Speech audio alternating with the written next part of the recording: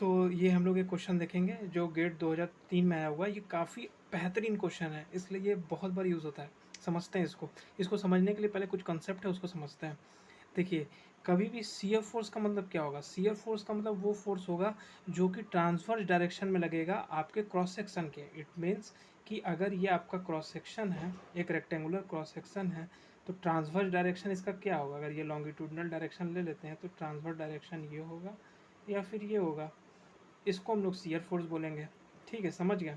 दूसरा क्या होता है कि एक्सियल फोर्स का मतलब क्या होता है? अगर ये कोई क्रॉस सेक्शन है, एक्सियल फोर्स का मतलब होता है कि उसके लॉन्गिट्यूडनल डायरेक्शन में जो फोर्स लग रही है। तो ये बीम है, ये लॉन्गिट्यूडनल डायरेक्शन में जो फोर्स लग रही है उसको हम लोग एक्सियल फोर्स कर देते हैं। ठीक है, ये एक्सियल फोर्स होगी जो लॉन्गिट्यूडनल डायरेक्शन, और जो ट्रांसवर्स डायरेक्शन में लग रहा होगा उसको शियर फोर्स बोलते हैं। और बेंडिंग मोमेंट हमेशा कब आएगा?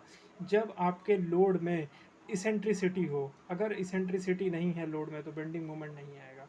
इस बात को हम लोग समझ जाएंगे, सीधा सीधा बात है। क्योंकि बेंडिंग मोमेंट के लिए हमको फोर्स इंटू परपेंडिकुलर डिस्टेंस चाहिए, इसलिए एसेंट्रिसिटी ज़रूरी है। तो इसमें हम लोग समझ सकते हैं, ये पूछ रहा वाई एक्स में क्या होगा? बेंडिंग मोमेंट होगा, शियर फोर्स होगा, एक्सियल फोर्स होगा। अरे भाई, यहाँ से सीधा सीधा देखिए, ये फोर्स ये आ रहा, ये इसके एकदम लॉन्गिट्यूडनल डायरेक्शन से निकल रहा है। इसका मतलब क्या हुआ? ये इसके लिए एक्सियल फोर्स हो गया क्योंकि ये लॉन्गिट्यूडनल डायरेक्शन में लग रहा है। शियर फोर्स होगा ही नहीं, ये एक्सियल फोर्स हो गया। और बेंडिंग मोमेंट के लिए हमको एसेंट्रिसिटी चाहिए, परपेंडिकुलर डिस्टेंस खोजना। अरे भाई, ये इसको एक्सटेंड कीजिए। अरे कोई डिस्टेंस ही नहीं है, कोई डिस्टेंस नहीं, कोई परपेंडिकुलर डिस्टेंस नहीं, बेंडिंग मोमेंट भी जीरो।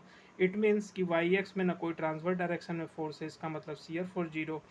लॉन्गिट्यूडनल डायरेक्शन में एक फोर्स है, इसलिए एक्सियल फोर्स होगा। बेंडिंग मोमेंट के लिए परपेंडिकुलर डिस्टेंस चाहिए, एसेंट्रिसिटी चाहिए, जो कि नहीं है, तो बेंडिंग मोमेंट भी जीरो। इसका मतलब खाली एक्सियल फोर्स होगा।